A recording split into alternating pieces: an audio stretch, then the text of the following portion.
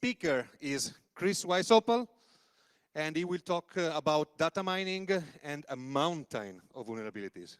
Thank you. So it's good to be back at Hack in the Box. I'd like to thank Dylan and all at Hack in the Box for inviting me back. I was here 2 years ago, and it's great to be here. I had a great time. So today, I'm going to talk about the mountain of vulnerabilities that's out there. If you look at CVE, which is publicly disclosed vulnerabilities, we're in the order of thousands. But if you go behind the scenes and look at the vulnerabilities that are actually latent in the software because you've actually done inspection with automation or manual processes, you get to see a lot more than what really gets publicly disclosed. And there's a lot more data there to mine and figure out what's going on and why and how are all these vulnerabilities getting into our software. So first off, I'm going to look at some of the breaches from 2011. 2011, a lot of people call it the year of the breach. It seemed like there was a lot more bigger breaches. I think Dark Reading came up with this list of what they considered the 10 most impactful breaches.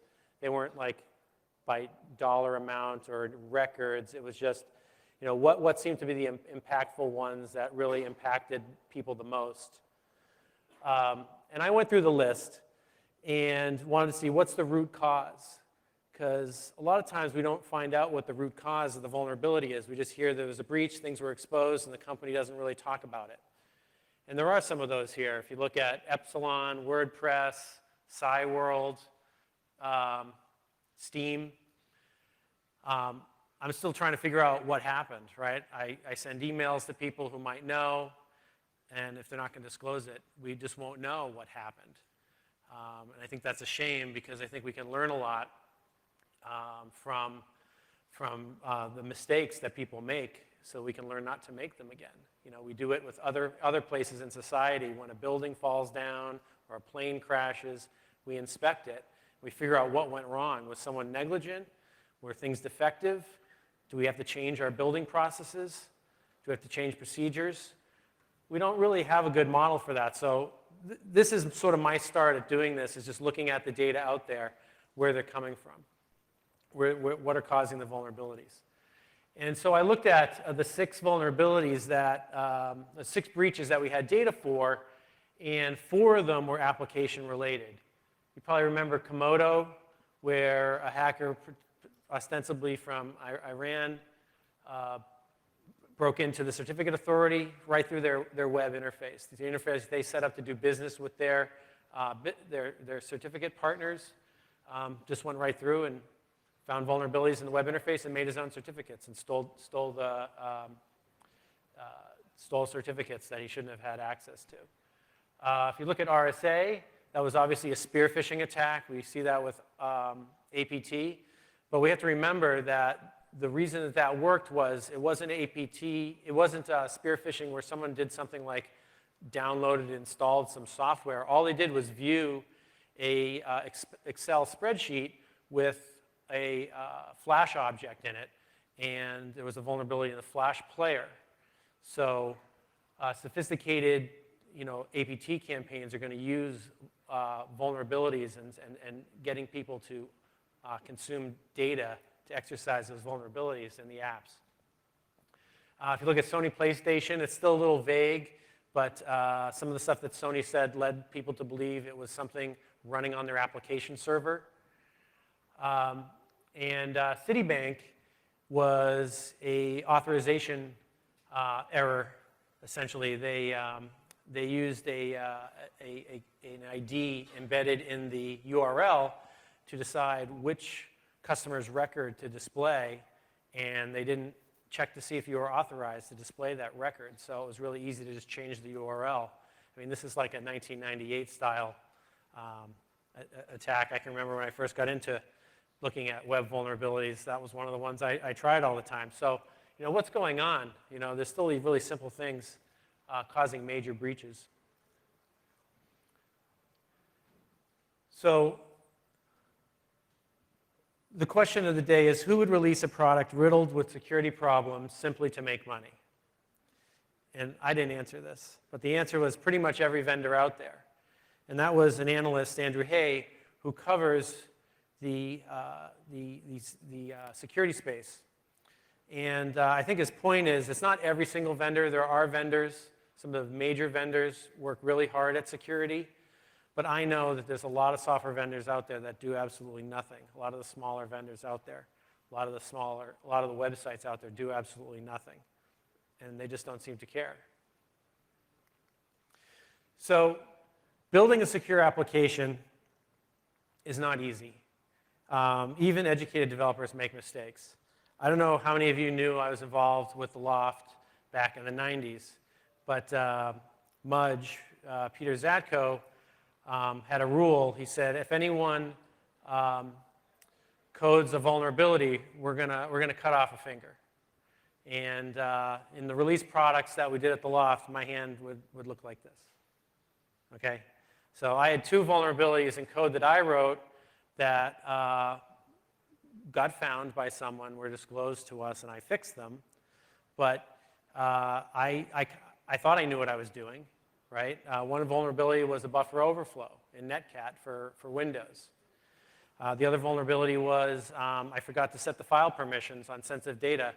I saved it to disk world readable. And that was in Loftcrack. So people make mistakes, even people that are educated and people who have peers reviewing their code. Things get through.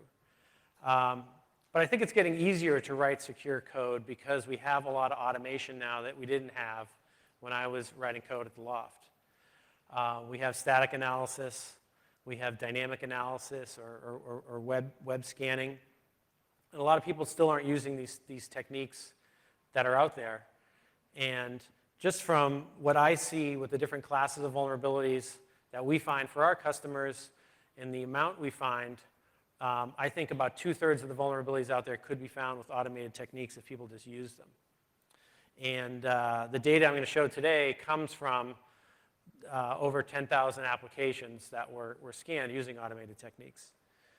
And my last point is, since this is available, it's really a dereliction of duty for a development team to ship code that they didn't do security testing on. It just has to be thought of as not acceptable. And that's what when I talk to development teams, when I talk to customers, people buying code, people having people code written for them, that's the point I try to get across. So one new trend that we're starting to see increase is water holing.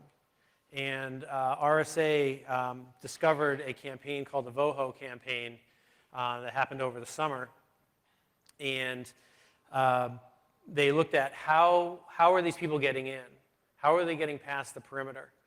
And they looked and they thought, well, it must be spear phishing, right? People are sending spear phishing emails, tricking people to open attachments with malicious payloads or click on a link that goes to some website that's hosting a malicious payload. And they found out that this campaign was different. The attackers, what they did was they broke into websites that they thought that the individuals at the organizations they wanted to compromise would visit. So they kind of profiled the people there and found sites that were of their interests. One was, I think it was a rugby organization or something in Canada. So they knew people at that organization played rugby that they wanted to attack. And they broke into those sites, which are usually small, insecure, community-oriented or small business sites, small government organization sites, and they compromised them and they hosted the malicious content there. And they figured eventually someone at that organization would go to that site. So they didn't even have to do a spear phishing attack. So we're starting to see that the security of just every web application that's sitting there on the internet really impacts all of us. It isn't just the major sites. It's the mom and pop sites out there could be hosting malicious content. And someone could have put that content up there specifically targeting your organization. And we're starting to see that happen more and more. And I think it's going to rise to the level that spear phishing does because people are aware of spear phishing. Their eyes are open that they shouldn't be clicking on links that seem a little bit strange. But I don't think they're doing that when they're going just to visit a site on the web that they're used to visiting.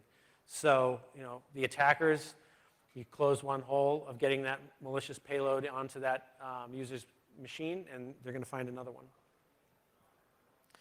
So now I want to get into the data. So this is the data set we have. It's applications we scanned from over 300 organizations, some US government, mostly large enterprises in the United States and Europe, some small software vendors. And it's just under 10,000. It's 9,910 applications we scanned over the last 18 months. And they vary in size hugely. We have small, little tiny apps of 100K to 6 gigabytes was the largest one. So applications come in all shapes and sizes. And when we scanned this, these were code that, some of this code was production code. They had shipped this to customers. Some of it was pre-production, where they were using security testing as you should during the development cycle.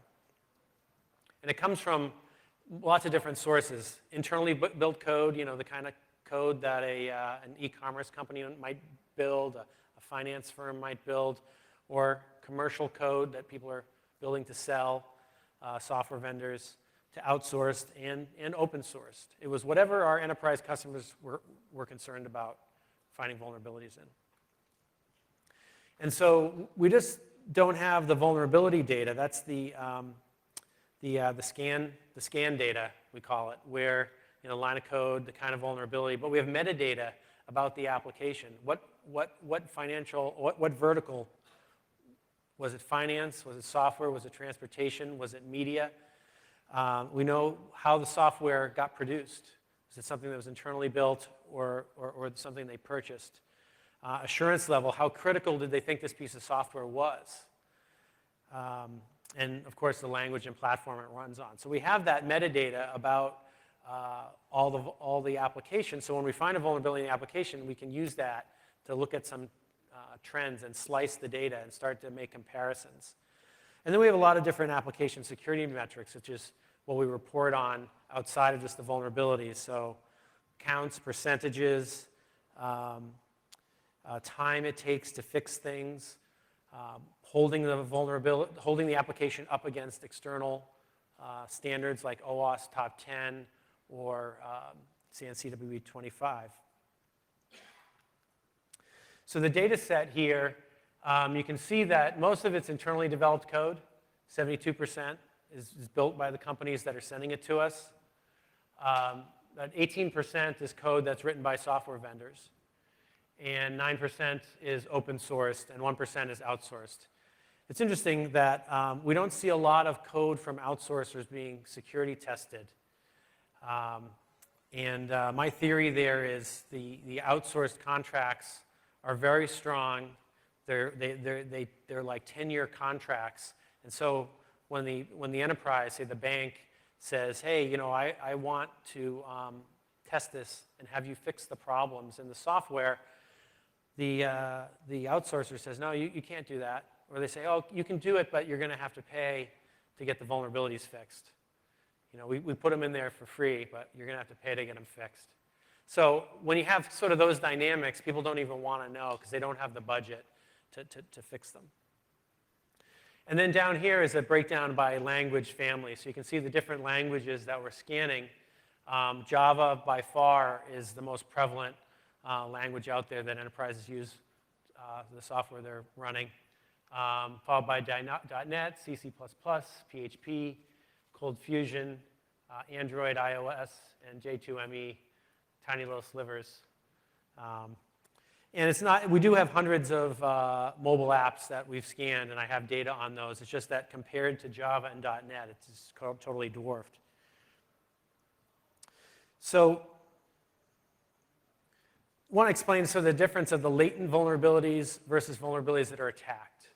Right? The latent vulnerabilities is, yeah, it's there sitting in the code. But if no one attacks it, who cares, right? But it's useful to understand because if attackers change start attacking a different kind of vulnerability, then all of a sudden all those latent vulnerabilities of that category become more dangerous. So I made some comparisons here. In the blue is the data we get from the web hacking incident database. And the orange reddish here is the data that we got at Veracode from mining our data. And so take Sql Injection, for instance. 32% of the web applications that we tested had at least one Sql Injection vulnerability in it. Could have had dozens or even 100. Typically, we don't see that many. But we definitely see several. It's rare that's just one. But at least one put in this category of 32%. And then if you look at the percentage of hacks out there of websites, 20% of those hacks are using Sql Injection. So you can kind of see that, yeah, that 32% latent vulnerabilities is really, really meaningful, right? Because 20% of the attacks are actually attacking that vulnerability. So when you look at the data this way, you say, I should at least be getting rid of Sql Injection because there's a lot out there. 1/3 of the apps have it. And in my organization, 1/3 of my apps probably have it unless I'm doing something about it. And from this data, we see that 20% of the attacks are leveraging that vulnerability. So I like to use this to show developers that, yeah, the vulnerabilities in the code really do get attacked. Cross-site scripting is interesting because cross-site scripting we see in 68% of the applications. We see that all over the place. But it's only implicated in 10% of the data breaches. And my explanation, I think, for that is it's really harder to get at the attackers,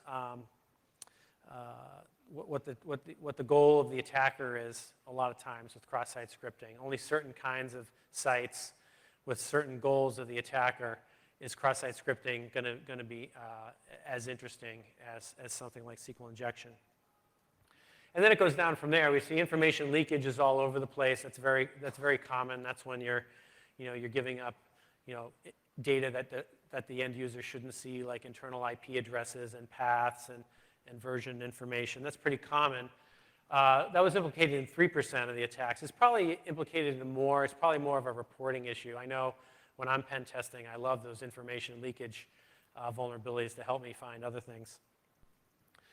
And then this one's interesting. Cryptographic issues, we find 53% of the time, but it's only implicated 2% of the time. And I think that's just it's really kind of hard to exploit those. A lot of times, a cryptographic issue is you're using a weak cipher or you have a hard-coded key in the application. And those things are pretty hard for an attacker typically to go after. And the last one is interesting because it's only in 9%, but it's used 1% of the time. So that ratio is very different than 53 to 2, 9 to 1, which I think tells us something. So command injection is a little bit more rare. I mean, obviously, it's more rare than the other ones. But since it's used 1% of the time, attackers must be looking for it. And it must be something that's interesting to them. Because it seems the ratio of latent vulnerabilities to ones that are attacked is it's higher than crypto and info leak. And that's because command injection is a wonderful vulnerability to find, right? You can execute commands on the server with the permissions, privilege level of the application. That's very useful to attackers. So now I'm going to dive in a little deeper here into these vulnerability categories. So this is the top vulnerability categories, percent of applications affected for web applications. So this meant the application had one or more of that kind of vulnerability. So some of the data was on the last slide, but you can see cross-site scripting, command leakage, information leakage, control line feed injection, carriage return line feed injection, cryptographic issues. In more than half of applications were finding those vulnerabilities. Directory traversal, which is another one that attackers, I would think they would like more. It didn't show up in that top 5, found in half the applications. And there we are with the Sql injection. Interestingly, I've colored the bars orange if it's in the OWASP top 10 and blue if it's not. And you can see that the OWASP top 10, which is, it's kind of anecdotal, right? It's a bunch of web application experts getting together saying, what do you see a lot of? What are attackers attacking a lot of? What are the most impactful vulnerabilities? And it actually turns out that they mirror the real world data that we're finding. We're finding the data out there that matches up with the OWASP top 10. So I think these lists are actually pretty good. If you could eliminate the OWASP top 10 in your application, you're going to be doing very good. Now, this is another statistic. This is prevalence, overall prevalence. So this took into account the count of the vulnerabilities. So this can give you an idea of just how much cross-site scripting is out there. 57% of all the vulnerabilities we find in web applications are cross-site scripting. So, and so a lot of times if you don't just have one cross-site scripting, you have 100 cross-site scriptings in your application or even more. And that, one of the problems with that is it can be overwhelming to developers to fix it. But cross-site scripting is a major problem, and I don't see it going away anytime soon. Followed by carriage return line feed injection, information leakage. Sql injection is only 4% of the vulnerabilities out there. It's a very bad vulnerability, but it's fourth most common. And then you can see down the line that we get into 1% and less than 1% pretty quickly. So if you're looking at the vulnerabilities that developers are going to have to fix, a lot of them are just in the top 5 category. If you trained your developers just to fix those and know about those, you'd be eliminating a lot of vulnerabilities. Now let's look at some non-web applications. So non-web applications, we have different kinds of vulnerabilities show up. A lot of these applications are written in C and C++, which have a whole range of issues because the language is not type safe. So you have issues with overflowing integers. You have issues with overflowing buffers because at the language level, the language isn't tracking overflow or underflow conditions. It's just letting you do whatever you want. And so you can see that we don't have cross-site scripting and Sql injection. Actually, we do have Sql injection. It's way down on the list. Because, of course, a non-web application can use a SQL database and connect to one. But we don't have cross-site scripting. And so we have a different prevalence. So cryptographic issues, this kind of surprised me that this was this high. And I think this shows us that developers just don't know how to implement crypto. They see the API, but they get it wrong. They pick the wrong ciphers. They pick the wrong flags. They don't check certificates.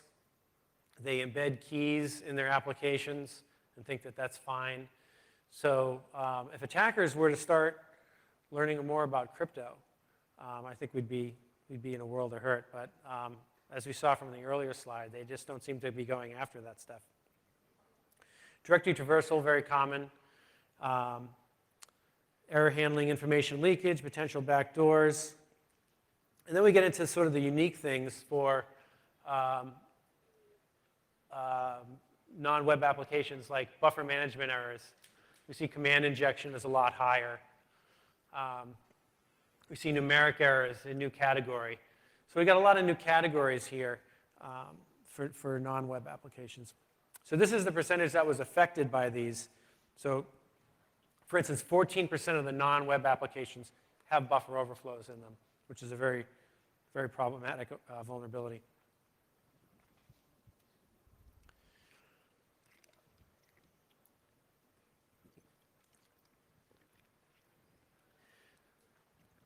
Oh, I should have mentioned back here that I colored in green what was in the CNCWE top 25, which again is kind of like the OS top 10. People get together that do a lot of application level work and pick out the categories that they think are the top 25 most important categories. And it lined up pretty well with our data. There was a few in there like error handling, potential backdoor, time and state that showed up that aren't on that list. But in general, it was pretty good. Now this is overall prevalence. So this is sort of just as the absolute count, the number of vulnerabilities that are out there. It's no surprise that, that error handling is often gotten wrong. People just forget to check the return code when they open a file or something like that. But you can see that these really serious vulnerabilities, buffer management errors, which can lead to all kinds of arbitrary executable code, buffer overflows, numeric errors. These are all really serious vulnerabilities, and they're extremely prevalent out there in the non-web world. So now I want to break it down by language, because language matters. I mentioned in the non-web, the reason that a lot of those vulnerabilities were at the top was because a lot of non-web apps are built with C and C++, which has those vulnerabilities. So now I just want to look across the different vulnerability category, different languages. And if you look here, starting with Java, cross-site scripting is number one. Not a surprise. It's the number one category overall for web applications. Java, we write a lot of web applications.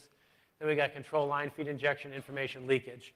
So since Java is so prevalent, it's kind of mirroring what we see overall for web applications. But then we take a look at Cold Fusion, which really isn't used isn't as prevalent, and it has an even worse cross-site scripting score, right? 87% of the vulnerabilities found in Cold Fusion are cross-site scripting. So you look at that and you say, well, something is wrong with cross-site scripting. It's at the language level, it's easier to have a cross-site scripting vulnerability. And that was totally true up until, I think, about a year ago. And Adobe actually put a fix in for Cold Fusion that at the language level did some output encoding to help prevent against cross-site scripting. So I don't have sort of the before and after, but I can tell you that it dropped a lot. And that shows what happens at the language level makes a big difference, or at the platform level makes a big difference, because the developers aren't paying attention at all. So if you have a language or a platform and you want that to be more secure, don't train developers to write correctly. You can do that, but it's going to make a much bigger difference to actually write code at the language level that will prevent the vulnerability from ever occurring. And then if we look at C++, we have error handling, buffer overflows, buffer management errors. So these are the problems that C and C++ developers have to deal with. You look at .NET, and I like to compare .NET and Java because they're kind of written in a lot of the same context. So we have 47% cross-site scripting versus 56. Second category is information leakage versus control line feed injection, so 10% versus 18. But then on .NET, we have 10% cryptographic issues, where we didn't have that on Java, and in the top three anyway. So that tells me something about the way that the .NET APIs are built, or the way developers are educated about how to use them is better on Java than it is on .NET. That's just me trying to explain the data. I don't know if that's absolutely true, but there's got to be some explanation. Or maybe .NET developers are just not educated in crypto as much. Now, if we look at PHP, you'll see why PHP has so many websites that are PHP, built with PHP, get broken into. Because we have our friend here, cross-site scripting, not a big surprise, but we got Sql Injection is making it into the top three here, and directory traversal, another great vulnerability for attackers to leverage, is making it into number 2. So you can see PHP at the language level, or how developers are trained to use it, they're creating a lot more directory traversal and Sql injection errors. If those same applications were written in Java or .NET, it's likely they would be more secure. So the language definitely matters, especially in web apps.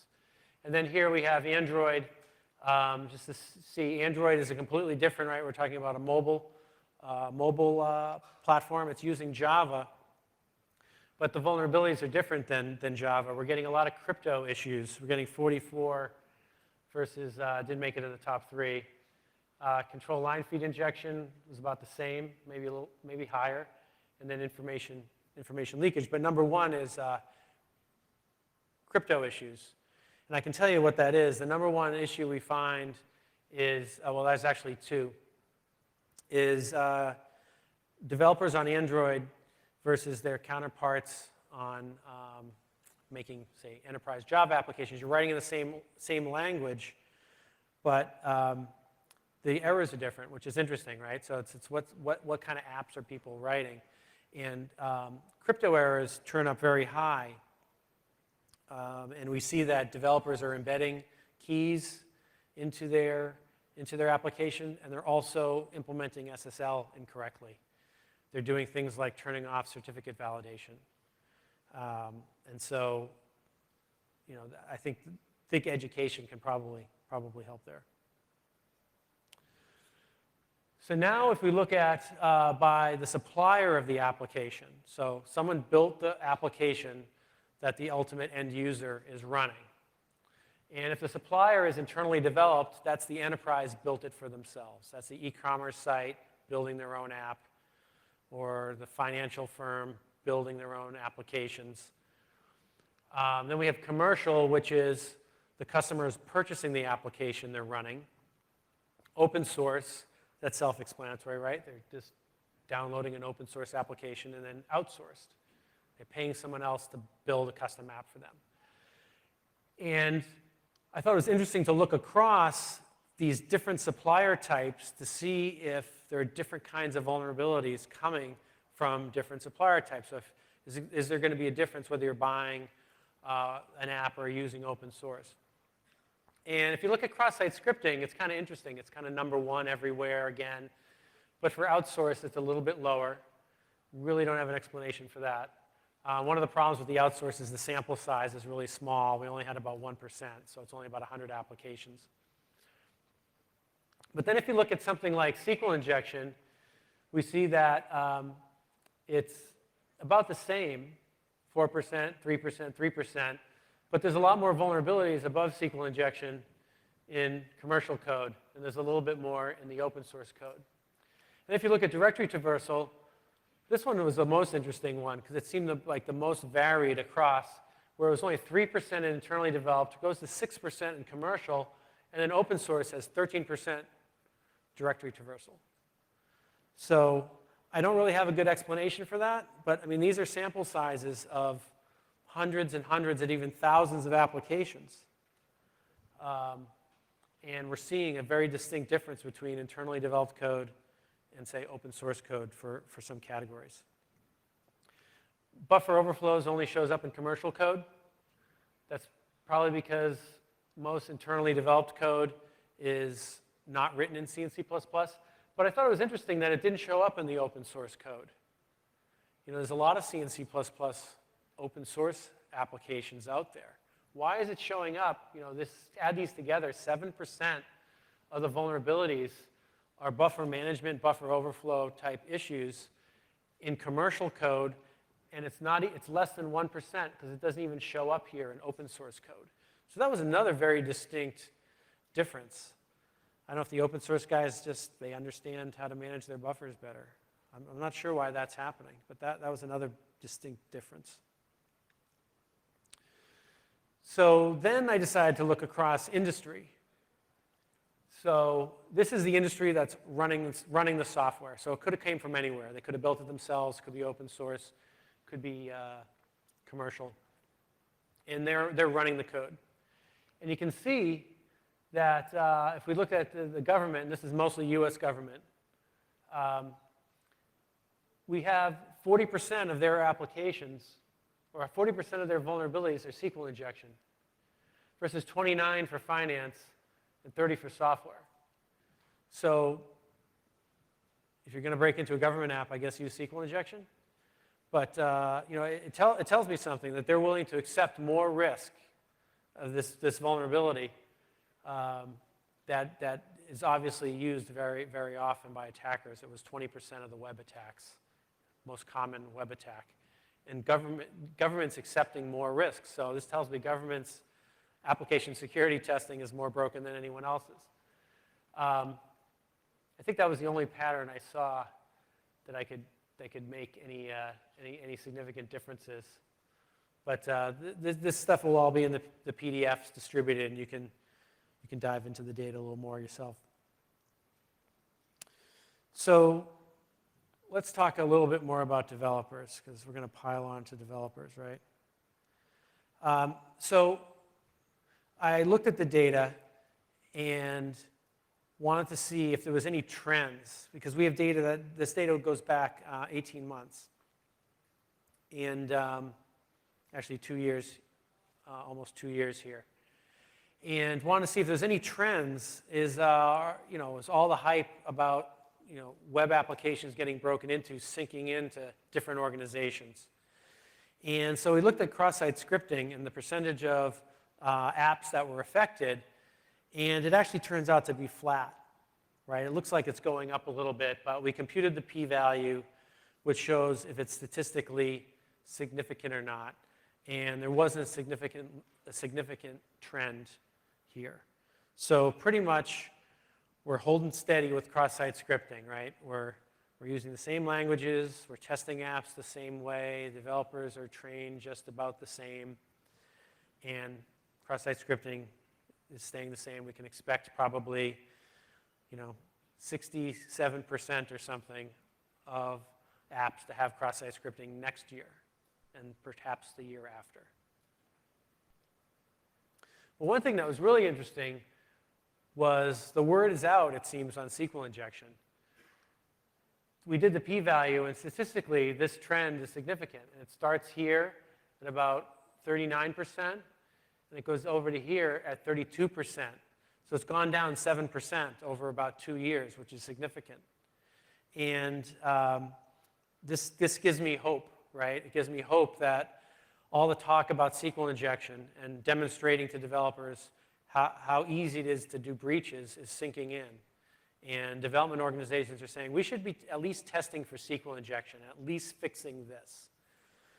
The problem is, at this rate, it's going to take like 15 years to get lower than like 20%, because it's so slow, right? So tiny bit of progress. Some people are getting the message. And then I did a little bit deeper dive on the trends for the US government. This is for cross-site scripting. It looks like it's going up. The gray line there is the overall trend, and the orange is the government trend. But statistically, it's still flat. So the government is doing worse than average, but they're staying steady at worse than average.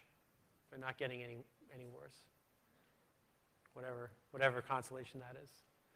Okay, so now looking at a pass-fail policy. So we allow our customers to pick a policy and say, I want my app to have no OWASP Top 10 vulnerabilities in it.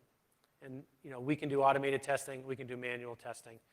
But within whatever kind of testing we do, the categories we test for, they can put a policy in place that says, if there's one issue in the OWASP Top 10, that app is going to fail. The development team is going to have to fix it. And so this is a common policy that we see with our customers. So whether this is commercial code, outsourced, open sourced, this is all the apps we see. Let me just see from a show of hands here, what percentage do people think is A? 34% fail OWASP Top 10. Okay, nobody. How many people think it's B? 57%. Nobody. How many people think it's C? 86%. Okay, we got a few hands, about 10 hands. And how many people think it's 99%? Okay, we got more, a little bit more there. So it's a kind of pessimistic crew, but I think I've set you up for that. So actually, the answer is C. It's not quite 99%. It's 86%. So this is the overall 86% fail. And then you can see that open source actually does the worst at 94%. Now remember, this is just web applications. Commercial has 86, right on the average, and internally developed, right on the average. So it's kind of interesting that if you slice it by OWASP Top 10, the code's almost the same depending on where it came from, except for open source, which does worse. So, think about all those web applications you're downloading for open source when you see this test results. So I won't quiz you again on this one. This is if you do the CNCWE top 25 on non-web applications. You use that as a policy, and you say if there's any vulnerabilities in there, in that list. And you can see, again, open source does the worst, followed by commercial, and internally developed actually does the best. So I thought that was quite interesting. So one of the things that people can do when they're building the code themselves is hold their internal development teams accountable, right? The CISO can put a policy in place and says, we're not putting that online banking app up until we've done adequate security testing and remediated all whatever we deem to be the policy that's not acceptable, like say the OWASP top 10. And of course, for banking applications, that happens. But there's a lot of companies that have web apps with sensitive data out there, customer data, other sensitive information that aren't doing anything. So that's sort of the landscape for internally developed apps. But when it's a commercial application that the customer is buying, right? So they're buying a piece of software to run their business, they can hold their vendor accountable. They can say, you know what, as part of this acquisition process, I want third-party testing. Just like you might audit a service provider's, you might do a infrastructure pen test. A service provider that maybe you're sending, you're doing online backup to or something. Companies will send a team out there and do an audit of that. Well, you can do the same thing on the software you're purchasing and just say, I'm not going to, just like I won't accept my own developers putting flaws in that are in the OWASP top 10, I'm not going to accept it from the developers I'm purchasing it from the vendors I'm purchasing from. So we do this kind of testing too. And this is the data from the different industries that are having Veracode test the software that they're purchasing. So the biggest always seems to be other in all these kind of charts, so the other industry. But the number one is finance. So 21% of our customers doing this are finance customers, followed by the software industry. Isn't that interesting? The software industry is testing the software that they're purchasing. Do you think they know something? And I think a lot of it is not just to run their business. A lot of the code that software companies purchase, they bundle with their software. So if you look at a large software package, there are components in that software package that a software vendor licenses from other software vendors. And that's where we're actually seeing this happen a lot. So these are kind of enlightened software vendors that are testing their own code, and they're testing the code from other vendors that they're purchasing. So I thought that was pretty interesting. Followed by the tech industry, telecom industry, health, business services, and then media. Government's not doing so much, only 3%. This is aeronautical and defense industry, EDU, and utilities. Isn't it funny that EDU and utilities are doing this about the same? Utility is way behind the curve on this stuff, right? They should be up here with finance, right? And then these are the purposes of the application. So this is what it did inside the company. So number one category is operations software. So that's IT operations, other things that the companies use to run their business. Followed by other. Followed by security applications. So 3.8% of the software we're testing is security software. So people are buying security software, they're testing the security software, and I have some really interesting numbers on this I'm going to show you. And then followed by web applications. I guess that's web infrastructure. Followed by customer relationship software, followed by financial software. So I guess I should have done this in percentage order. But you can get the idea of the types of applications companies are concerned about. And then here's the pass-fail, right? So the company set the policy. They could set OWASP top 10. They could set CWE 25. They could say, we just don't want any high criticality vulnerabilities. And this is how different industries turned out. If you look at the top here, the industry sector that did the worst are security products.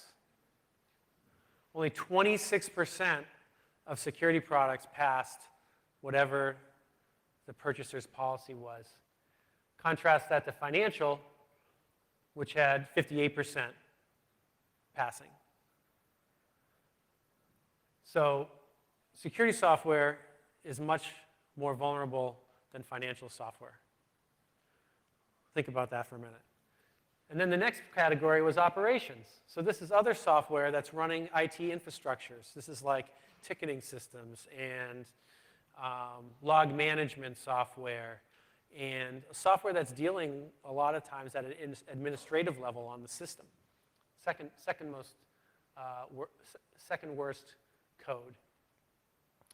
Healthcare also did very poorly. It's interesting that learning and growth did the best. I think it's really because the policy on learning and growth wasn't very strict because there's not a lot of critical data there. And the policy may have been more strict on things like operations and security. But that's okay, right? The policy should be more strict. At the end of the day, it didn't meet the policy. It had vulnerabilities that shouldn't have been there.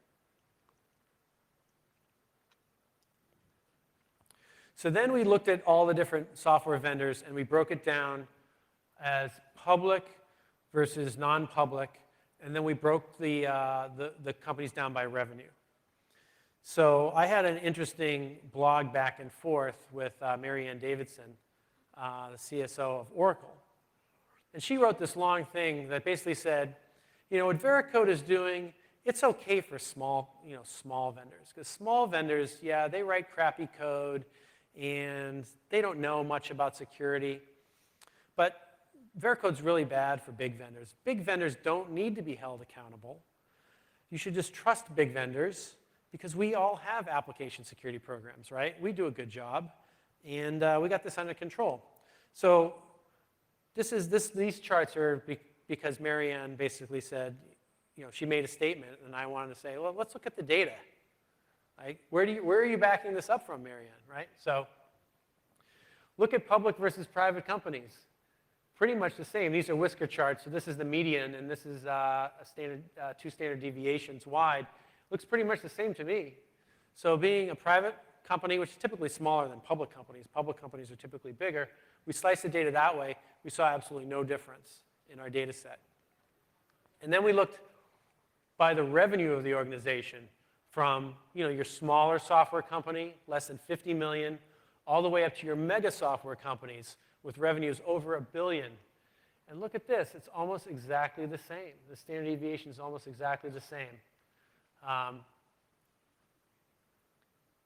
And so size doesn't matter when it comes to writing vulnerabilities.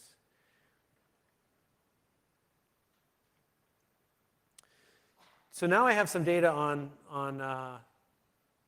mobiles.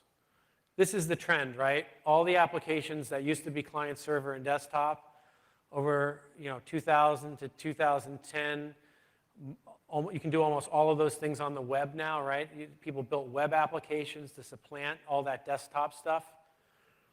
And now we're seeing another trend happen. This is going to happen over the next decade, is all that stuff that we used to interact with a web UI, we're just going to be interacting with a mobile application.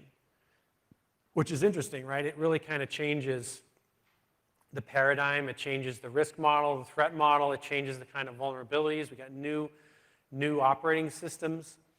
So we wanted to take a dive here. And this is just the early days, right? We've only been doing this about a year at Veracode. We'll be doing web apps for 6 years. And the industry as a whole has been doing web apps for 14, 15 years even. And mobile only just for 2-3 years. So still the early days, but there's some interesting trends we saw. So I don't want to go through all this like I did before, because I'll bore you to death, but these are the industries that we looked at. And you can see, I'll just point out, media was number one, because media companies, they're using this as a distribution mechanism. They're writing a lot of mobile apps. And then I think number two was other. And then financial services, writing a lot of mobile apps to run their business. And then if you look at how are these apps being written, this is very different than our other data set, right? When I had in the beginning was, I think over 70% were internally developed, and then the other ones were vendor code, like at 15%, and then we had like 10% open source, and then we had a little bit of outsource. This is very different. Internally, we have a lot more commercial applications here. Mobile apps, there's more of the mobile ecosystem is commercial versus developed internally. And then open source is pretty much non-existent. There's not many open source mobile apps, so that makes sense. I don't even think there are any on the iOS platform at all. So then I looked at the Android data, and number one category is cryptographic issues, as I mentioned before. The Android developers just don't seem to understand how to implement crypto in their apps. And this is something that you need, right? Because you're transmitting this over potentially insecure network, right? If you lose your device, you want the stuff to be stored securely. So crypto is potentially even more important here than in the web world. Control line feed injection comes up a lot. That's not very interesting, right? You can muck up some data in the app, log files, but typically hard to exploit. Information leakage. Now, information leakage on the mobile device sort of has some new meaning, right? Because there's a lot more private information sources than if you think about in a server application. On a mobile application, you have, address books, contact information. You have location information. There's a lot more information that can be leaked on the mobile device. And then we even have Sql injection here, because a lot of Androids are using a SQL database as the back end, and some cross-site scripting even. Then looking at iOS, we see the makeup is pretty much very different, right? Error handling is now number one. I think this is because it's harder to do error handling in Objective-C than it is in Java. It makes it up to number one. We're still seeing a lot of crypto issues, still seeing a lot of information leakage, but now we're getting buffer management errors, code quality. You can see here numeric errors, buffer overflow. That's because they're written in Objective-C. So we're getting a lot more of those non-type safe languages. The saving grace here is on the iOS is all code is signed, right? It has to be signed on a non-jailbroken device, which makes it very difficult to exploit those vulnerabilities. So they could definitely lead to quality issues and potentially lead to security issues, but just much harder to exploit than in a lot of other environments because of the really strict code signing. So it looks worse, but it's actually better than Android. Okay, so now I'm going to finish up with developers again. So we have an online e-learning platform, and we've tested over 10,000 developers. That's where this data comes from. So the question is, when given an exam on application security fundamentals, which is just it's an hour course with an assessment test, over half of developers receive an A. How many people think over half the developers get an A? Okay, you're learning. How many people think they get over half get a B or worse? We got one. How many people think over half get a C or worse? Okay, we got about 10 or 12. And how many people think over half get a D or F? Okay, we got even more there. It's a pessimistic crew. It turns out that the answer is C. So it's not quite as bad. So if you look here, we have over half the developers getting a C, D, or F. So the average development team has 19% of the developers that fail, given everything. So do you want those people writing your code? So it just shows you that developers may think they understand application security, but in reality, really about a little less than half do, and half don't. And all it takes is a few developers on a development team to write a lot of security flaws that'll end up being exploitable. So that was all I had for slides, and I think we have some time here for questions. Does anyone have a question? Oh, over there.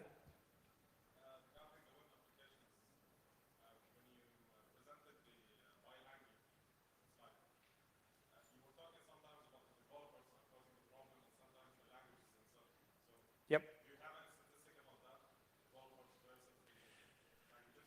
Okay, so the question was, when I was presenting data about by language, somehow I was talking about it's the language's fault, it's the developer's fault. And ultimately, it's the developer's fault, ultimately, because if a language is, say, missing, type checking, right? So it's allowing you to index past the end of your buffer, or it's allowing you to copy a big buffer into a smaller buffer. The developer has to be educated on those limitations and know that the platform isn't protecting from those things from happening. So ultimately, it's the developer's fault. My point was, it's possible for the language and platform developers to build in some more security mechanisms at the language level so the developers don't have to work as hard. Back there?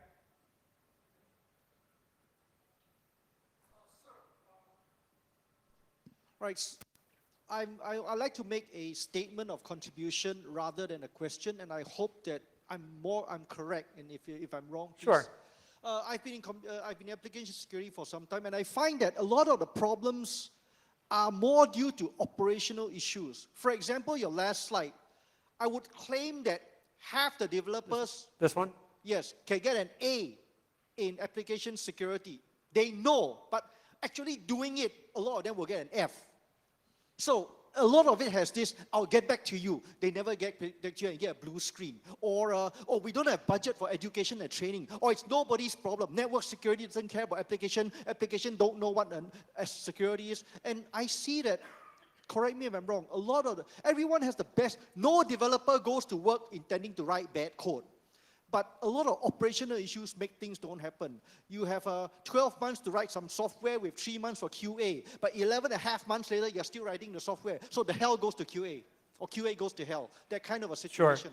Sure. So I agree. There's a lot of development organizations that aren't doing testing just because they're not budgeting for it, and they're not putting time in the development cycle. And I absolutely agree. It's just I don't have any data to show what those contributions of those problems are to the AppSec problem, because I don't have that data. All I have is looking at the artifact itself, or in this case, looking at test results. But I totally agree that's a big contribution. Anyone else over here?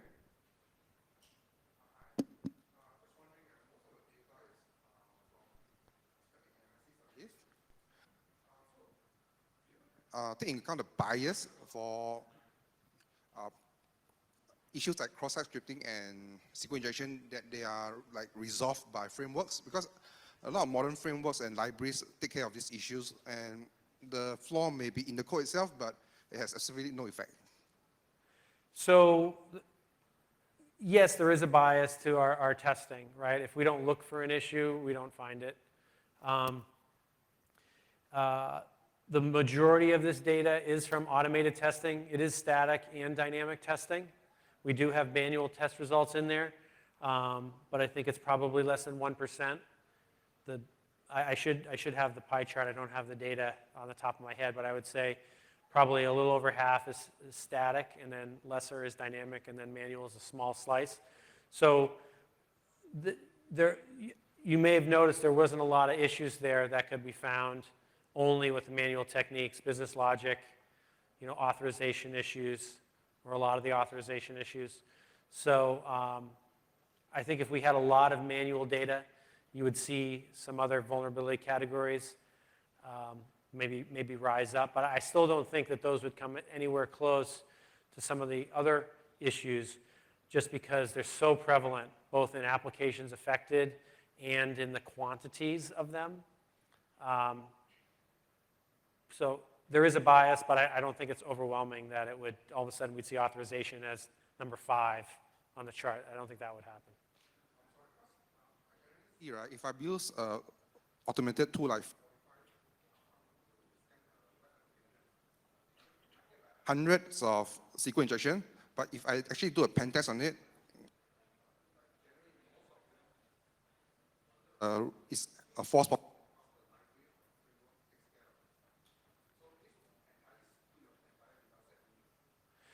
So there's a potential if there was something in the environment outside of the application that was blocking these issues that we wouldn't see it if it was outside of what we inspected. And you're right that when you do a manual penetration test, you have environmental and network controls that can block and make things certainly non-exploitable. That's definitely true. So agreed. Do you have a question or comment? So we know developers are not universally productive. Different developers produce different qualities of productivity standpoint. Is there, do you think, with respect to vulnerabilities, do you think there's a Pareto principle going on that 20% of the developers are producing 80% of the vulns? We just don't know their names yet? So the question was, are 20% of the developers producing 80% of the vulns because they're really productive writing buggy code?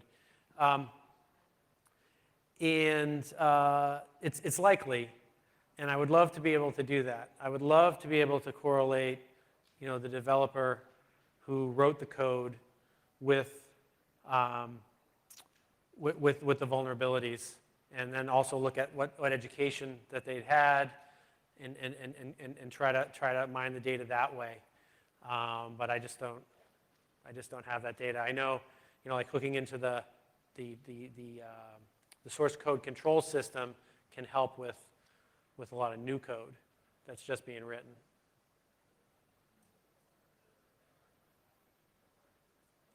Okay, well, thank you very much for coming. Thank you. Thank you, Chris.